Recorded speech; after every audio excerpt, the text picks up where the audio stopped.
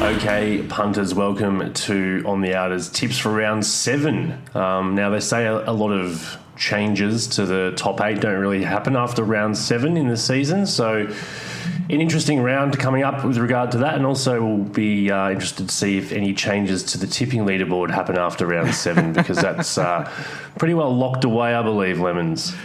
Yeah, look, you had another good week, Tom. It's hard to argue with that. So you've extended your lead. Enough of this nonsense. Yeah, you've tipped 7 this week for round 7 coming up. Good sign, I would say. Mm-hmm. So it puts you on 39. Gus and I are measly 6 each this week. So we remain behind you, Gus on 31 and myself on 30. But because we were both last, Gus, I think it just should be for the person who's last on the leaderboard every week.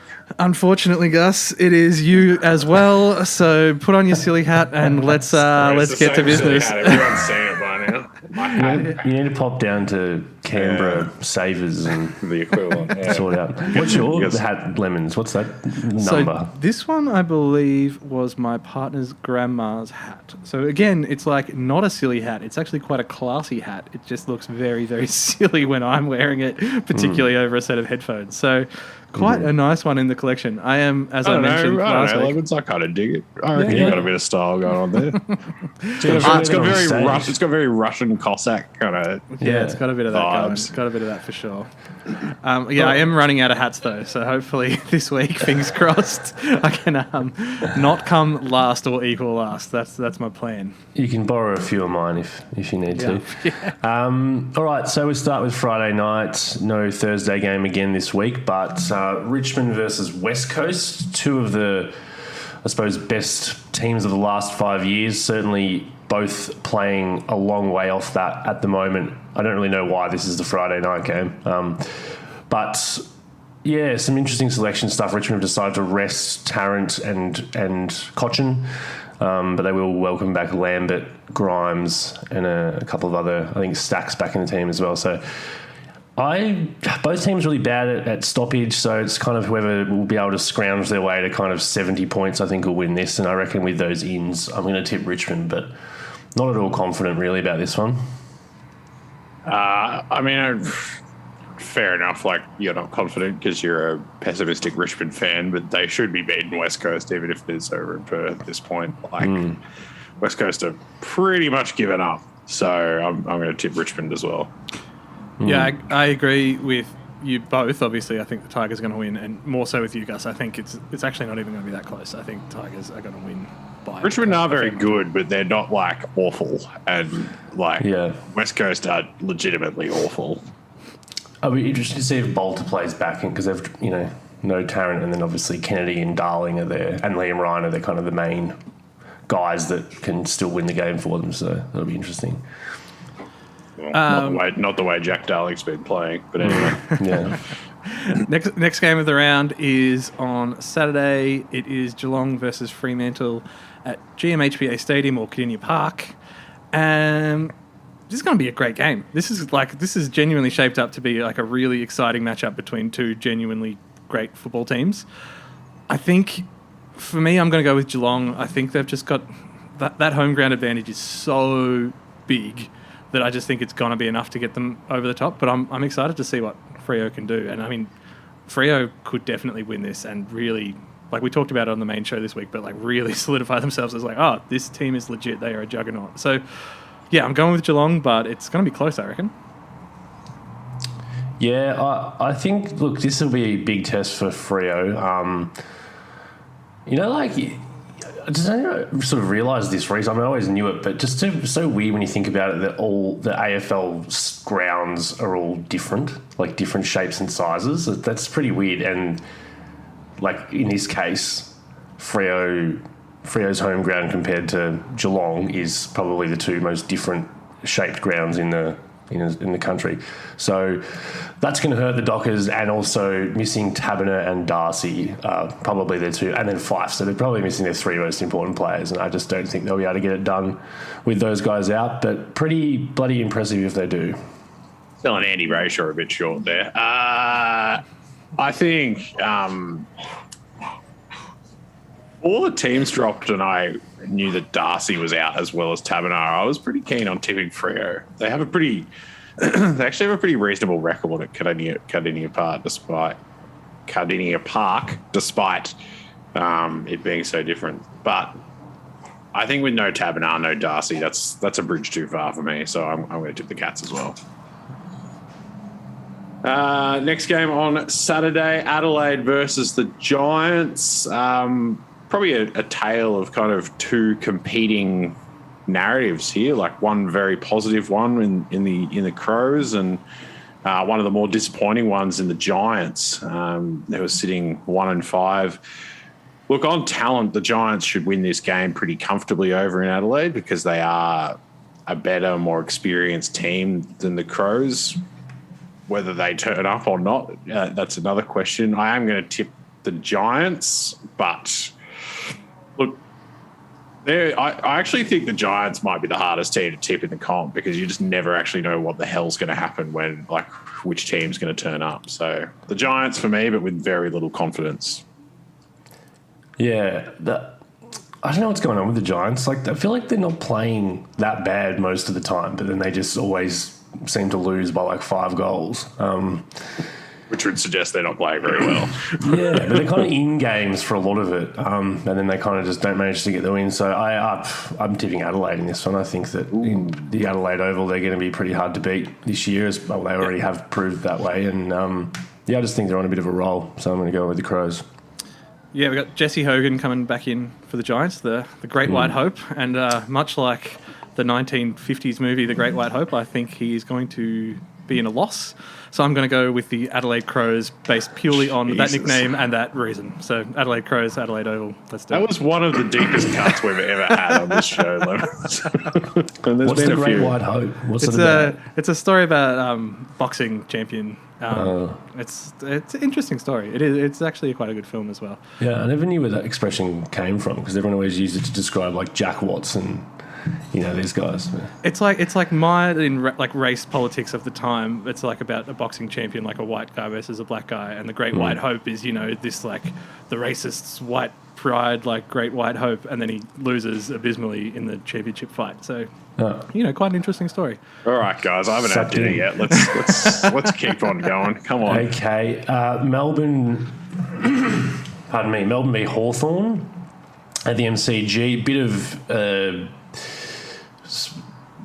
talk during the week that that Melbourne might be completely decimated with COVID protocols. And they do have a few players out: Petty, Pickett, Jackson, and Sparrow. So all pretty important players, but not the huge mass that was talked about. Of course, Goodwin's not going to coach; he'll be at home, and Gus's mate Adam Uze is going to step into the box. I think even with that, they're just going to be too good for Hawthorn. I think Hawthorn are a slight chance here to at least be competitive for most of the game, but over the 4 quarters, Melbourne would be too good.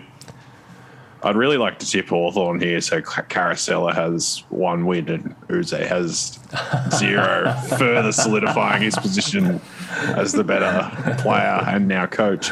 But I can't. This would be... It's funny, I was thinking before, the announcements, what you were saying, the rumours, but then it's this is pretty much the only way we can see Melbourne losing, right? If half their team just get pulled out by COVID. Yeah. Because everything else is just they're probably going to win. So I'm tipping the D's because they're better than everyone. And these guys, these guys must actually have COVID because you don't have to isolate if you're a close contact anymore. So... yeah, that's what I think. That's why people thought maybe there'll be more because they've been around the club, but apparently not. Yeah, I genuinely think that the D's 2s could beat the Hawks 1s. So unless there's 18 more outs, I think Melbourne have got it. So yeah. Have you still tipped Hawthorn wrong every week, Lemons? I think I got it right last week. So we've broken the streak. It's looking pretty sketchy for 3 quarters, though. Yeah, the streak's over. But yeah, no, I'm on the right side of the Hawthorn tipping scheme, now, so should be good. All right, what are we up to? St Kilda versus Port Adelaide on Saturday night. Paddy Ryder in, boys, so pretty massive in for the Saints. But Rowan Marshall and Jack Hayes go out, so they get one in, they lose one. Also brought big Soup Campbell in, Tommy Campbell. I think, look, this is also up in Cairns, so it's a bit of a weird one at Kazale's Stadium, sorry. Look, I think Port Adelaide showed that they aren't as bad as they have been last week, but I think St Kilda's just in better form. I think on talent, these two teams are actually fairly close, but I think St Kilda's just in better form, so I'm going to tip the Saints. Yeah, I agree. I think Port Adelaide probably turned a corner last week, or probably about in half-time in the Carlton game they turned a corner. I think they're going to be an okay team for the rest of the year now. But, yeah, the Saints playing too good a footy, and there's no reason to tip against them in this one, really. Yeah, I actually think it's going to be pretty close, to be honest. But, yeah, going off form, I think St Kilda, I'm going to have to go with them. But it was a trickier one than I guess you two are making it sound. I think it's tricky. Yeah, I think it's totally possible that Port can win. I just don't think I can tip them, if that makes sense. No, that's fair enough. It's probably like 55-45, but that 55% is just like, well, we better tip them kind of thing. Yeah, the Saints have given us no reason to jump off them. Like they're playing really well. Yeah. So you're going Saints as well, Lemon? I'm also going to go St Kilda, so all three of us have got the Saints for that game. All right, excellent. So Marvel Stadium for Carlton v North Melbourne on Saturday night. Of course, no Ben Mackay playing in this game, so just the one Mackay. If you're going to twin. watch any part of our show on YouTube, the last 3 minutes are the other minutes to watch. Don't worry. Even if you're a podcast listener, I would suggest going and having a look at that. Maybe clip that out too, Levins. Sounds good. Yeah. And of course, further fueling the conspiracy that there is in fact only one Mackay, not two. But I think Carlton welcome back Silvani. Kennedy's back in, a couple of other guys. I think they'll be too good for North Melbourne, who are really battling, unfortunately. Yeah, I'm going to go with Carlton as well. I just feel like, even though we sort of discussed it a little bit on the show this week, that maybe they're not quite as good as they thought they were, or a lot of people thought they were based off the start of the season, they're still a whole lot better than the Kangaroos. So, yep, Carlton for me. Oh, and Carlton will probably win this game by 50 points. Then we'll have to listen to another week of how they're going to win the premiership. So, Carlton for me. I'm sick of the Blues. Collingwood versus the Suns at 1:10 on Sunday. A few interesting kind of ones. Jack Lacoste comes back in. Big Mason Cox is coming in for Brodie Grundy. I'm actually kind of intrigued to see how they do, like Collingwood does their ruck stuff against Wits. Like, is Mason Cox coming in as the number one ruckman? Because I'm not sure if Darcy Cameron has ever actually shown the ability to be a number one ruckman. He's much more that ruck who can play a bit of forward kind of role.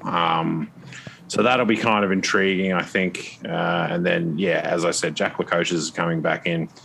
I feel like his career is a little bit at, I don't want to say crossroads, because he's obviously a good player, but like he was very, very, very highly regarded as a junior and drafted at number 2. And like we really haven't seen much of that. So sort of looking to see whether that starts to turn around this year and what is a contract year.